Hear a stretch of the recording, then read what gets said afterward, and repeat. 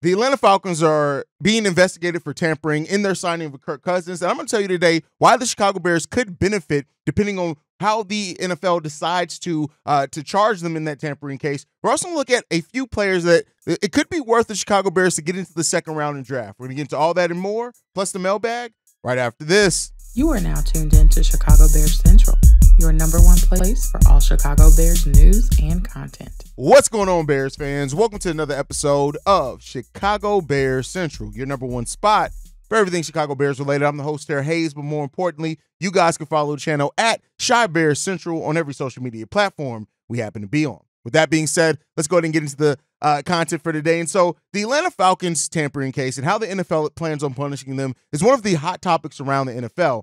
Now, it says that they have already been fined to be tampering, right? And that they could be fined up into this draft. They could have their conclusion during this week. Now, that could be pushed down to where they're more so, they're fined in the next draft. But best believe, if the NFL does decide to go ahead and they come to their conclusion and they go ahead and decide to move one of the Atlanta Falcons first or remove their first round pick this year, that actually pushes the Chicago Bears up to basically having the number 8th overall pick in this coming draft, which the Bears could to definitely use the extra little bit of space there as well. So that's going to be a big thing to look out for to see how, because with the Chicago Bears potentially already looking to maybe trade up, depending on how you believe some rumors or not, it really could drastically change basically the shape of the whole draft, right? The Falcons haven't traded that pick or anything like that. They're slated right now to pick at number 8, one spot above the Chicago Bears, which could mean and increase the chances of a player like a Rome or a player like Joe Alt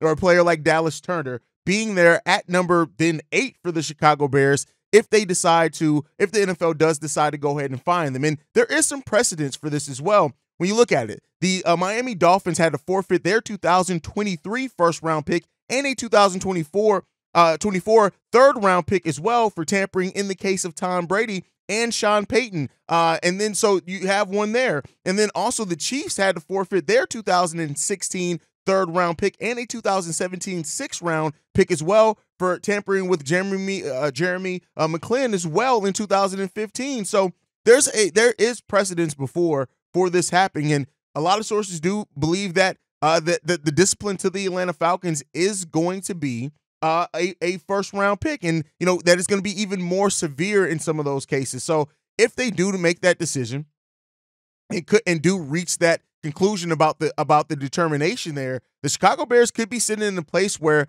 they are set to benefit, whether it means trading up or whether it means, trading down and getting even more assets, because then somebody's kind of getting in even a spot higher in that case. So once again, Ryan Poles and the facts that he maintains flexibility in the way that he moves and maneuvers, doesn't make, too rash decisions, it could end up benefiting him in this. Now, there is a complete chance, right? While some people are kind of reporting that it's a foregone conclusion that is going to happen with this draft, there is still a chance that it may not happen in this year's draft, and they may push that can down the road. So be on the lookout for that. There is a big chance that it may not happen in this draft. I don't want to make it seem like it's a sure thing, but we'll see what happens with that. I think this is going to be a fun one, to see. And unfortunately, the Atlanta Falcons, and they tampered for a quarterback in Kirk Cousins, right?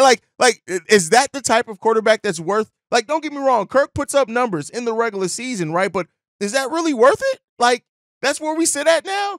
Crazy to be seen. It's really crazy to see that happens. But it is what it is when it comes down to it. Now, I also want to talk about something that it's been listed. This one comes from Bleacher Report that the Chicago Bears could look to move Khalil Herbert in this draft to pick up some additional draft picks. Now, the acquisition of DeAndre Swift. We do also see a lot of more multi-headed monsters at the running back position as well. And the Bears could avoid, if they do feel really confident in Roschon Johnson's ability to be that second back, which, again, some Bears fans have some pretty big questions on if that's kind of the best case and have some doubt around Roschon. When you look at it, Khalil Herbert is still on a very cheap, his rookie scale deal. The Bears would have to look to extend him or not. It could very well be that if the Bears are looking for some additional draft compensation in this year's draft, that Khalil Herbert could be one of the names that are on the move. Now, the Bleacher Report listed him as one of the 5 players that could be on the move during the draft, not necessarily saying that that's a for sure thing. I like the way Khalil Herbert played last year when he was healthy, right? And it's not like the Bears are going to get a huge haul back for Khalil Herbert either. But when you look at the fact is that the Bears could get very well a day 2 or a day 3 pick, a late day 2 or a day 3 pick for Khalil Herbert. And for a team that may be looking at some of the specific players there, it could very well be that. So, it's not like Roschon hasn't shown that he has some capabilities there as well. He averaged 4.3 yards per carry as a rookie, has huge upside in being used in both the pass and the run game, both as a pass blocker and as a pass catcher to kind of combine with DeAndre Swift there. So if the Bears are looking to kind of break up some of that projected logjam at the running back, I personally kind of look at it and say that the Bears, considering that, they're going to want Caleb Williams to stay under center a little bit more. Caleb can get creative with his legs, but he isn't, at least shaping or projected to run as much as what Justin Fields did for the Chicago Bears. They could very well look to keep that three-headed monster at the running back position, but that is something to look out for as we go forth into this draft and on draft day as well. Like I said, maybe not till draft day 2, draft day 3, but if the Bears really do see somebody that falls that they absolutely want at a pick and they make that phone call and Khalil Herbert can get that job done, I wouldn't be surprised if the Bears do move on. We also know that, per what we've seen from Ryan Poles so far, he is somebody that looks at that running back position and says, hey, I can get a running back. I can get running backs in here on cheap deals. So look out for that. I do think that there is a possibility for that. But in talking about, the potential of trading Khalil Herbert, I'm not saying for these players. I want to look at some of the prospects in this draft that may be worth the Bears trading into the second round for. Now, that could either be combining some of their lower picks to get into the second round. That could be trading back and picking up some second round selections in that as well. But one of the people that I want to bring up is a wide receiver in Keon Coleman. Now, of course, this would be dictated by what the Bears do at number 9. If they do not draft a wideout there, I think a 6'3", 213-pound wideout that can do really good. Yeah, he doesn't necessarily project to be a starting number 1 caliber wide receiver. You would pass up on that and not drafting Rome, etc. But Keon Coleman is still a wideout in this draft that still has tons of potential ahead of him. And I think that he is somebody that can come in, play that slot receiver, probably compete for that with Tyler Scott as well. And I really like the prospect of having this guy here. Again, not necessarily a perfect prospect there as all. He's only 20 years old. He'll be 21 the majority of his rookie year. Over the course of his collegiate career, 3 years there, 1,500 yards receiving, a little bit over 1,500 yards receiving on 115 receptions. That's an average for 113 yards per reception in there and 19 touchdowns. So this is a guy who doesn't necessarily project to be a number 1 wideout, but if you don't go wideout with your first round, this could be somebody that you do look to get into. And then the next 2 players I want to bring up are both edges, and both edges from the same college team as well. And that's Haize. This is a guy I've talked about before here.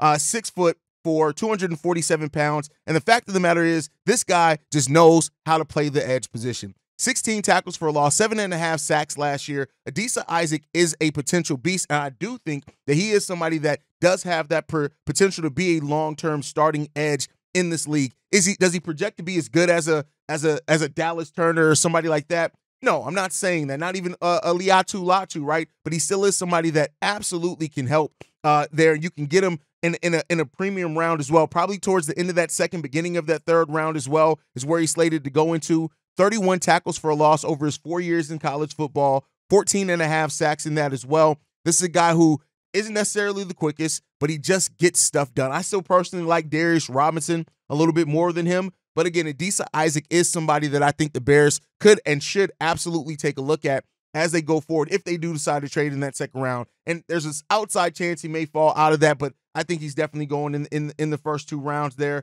And then next up, Chop Robinson. Now, this is a guy who's definitely shot up draft boards. You'll see some mocks have him going late first round. Some still have him going in the second round. But that's kind of why I would have him on my target list. If he does fall out of that first round, I think the Bears could could make a deal to get him in the second round of this draft. I really do think that they can get him there. I think he has tons of potential. Yes, while he shined at the draft combine with that 4.4 40 as well, this is another guy who he just gets shit done. 11.5 sacks over his collegiate career, 20 tackles for a loss. And this is a guy who I think you can develop into And at the worst, he's going to be a depth piece for you. And I think that he can do really well in that role for the Chicago Bears as well. I like Chop Robinson a whole hell of a lot. I think that he's a guy that you could draft, and if you get that value for him at that second round pick, that you can look back and say, we got one, right? And so Chop Robinson, I know, is a guy who is on a lot of people's draft boards and draft wish lists because of the draft combine that he had. But even outside of that, he's just a hell of a prospect. And, his draft cachet has risen, of course, because of that draft combine. And there is still, like I said, some expectations that he could fall into that second round. And if he does, I think there are going to be a lot of teams looking around and thinking, can we get Chop Robinson?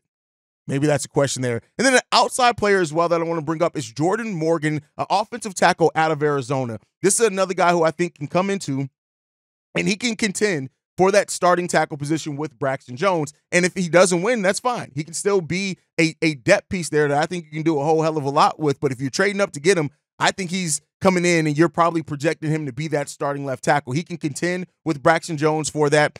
You would, of course, that means you're not drafting Joe Alt or anybody in the first round, but I think he's a guy that comes in and he immediately contends for a starting position on your offensive line, and he can be a long-term starter for you as well. Have no doubts in that. Jordan Morgan, offensive tackle out of Arizona. Look up that name. Don't be surprised if you hear it called on draft night, in my opinion. But with that said, we're going to go ahead and get into the mailbag. This first voicemail that we have, this one's from Grego.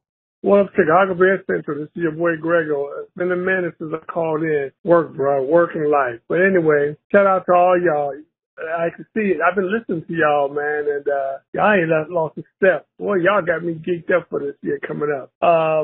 I do want to talk about. I was just listening to you guys talk with Steve about Kent Williams' interview. I didn't see the interview, but just listen to you guys. So my biggest concern is that offensive line. We are banking on people like Tevin Jenkins finding his injury bug and he's an assistant player when he's healthy. Nate Williams being more consistent, Don Wright to continue to improve, and Braxton Jones, taking the next step. Man, look, that's going to determine what Caleb Williams is going to be able to do. Whether he's coming in here, guns are blazing with DJ Moore, Keenan Allen, Cole Kmet, and whoever. If he doesn't have the time, meaning that, they can't pick up blitz and things of that nature, he'll be just like Justin Fields, maybe with better passing stats, but that ain't going to matter because that offensive line, I'm not convinced. I know we made some improvements, but I think it's maybe from depth pieces, and we'll see what the draft come up with, but that line is not solid playoff or damn shame caliber championship material. So I just want y'all think about that. And like I say, shout out to you guys, man. Love you guys, bro. But let's just keep it real. I have been listening to some of that Pittsburgh Steelers, those podcasts. Garbage, man. Y'all make it hard for these other podcasters out here. Y'all just got it. Y'all got that voice about how we want to hear it.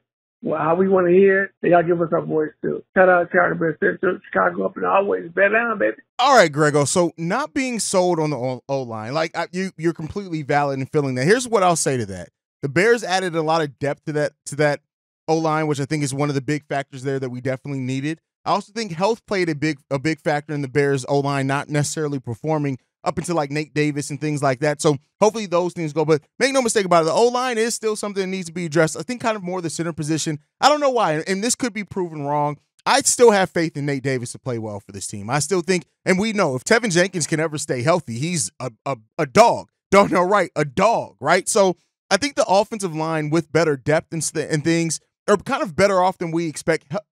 Depth and health, right? That's kind of the two things that we're looking at for. I still do think they do address the O-line for sure in this draft in some way, shape, form, or fashion. By the way, a mock draft coming out tonight finally. So for those that have been asking on that, instead of doing our live stream tonight, I'll be dropping my mock draft due to, us waiting to go live. We're going to be live for 3 days of the draft. So, but yeah, so I think those things, and I get where you're getting at, and I get the doubt, and to say they're not a championship O-line, you're absolutely right there. But I do think their O-line that's saying can still get enough done. Health, depth.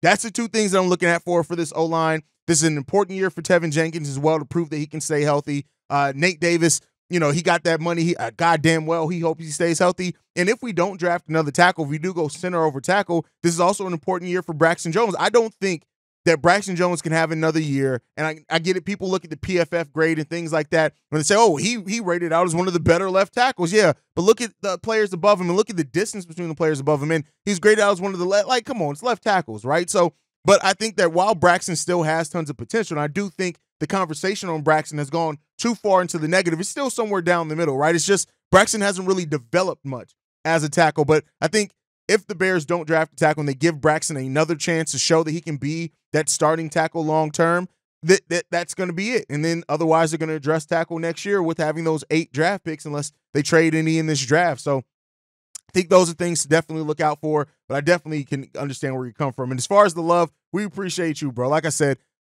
we built this to be the voice of the fans. That's what we call ourselves, that's what we label it. And that's truly what we try to bring and exude every day, right? Is that being that voice of the fans. Doesn't mean we're always reasonable. Doesn't mean we're not crazy. We're still Bears fans. Make no mistake about it. But we're gonna give fair analysis, but more than anything, we're gonna be true to our fandom. And that's where it kind of, when people say like, oh, you're not as refined as like X, Y, we don't try to be that. I'm gonna curse here. I'm gonna go to fuck off on people. Like, it is what it is when it comes down to it. Love you guys though. All right, let's get into this next voicemail, which this is probably going to be, no hyperbole, the most controversial voicemail for some people, and it shouldn't be, but this is going to be a very controversial voicemail for a lot of people that are going to listen to this. This one's from the 708. This is Jack.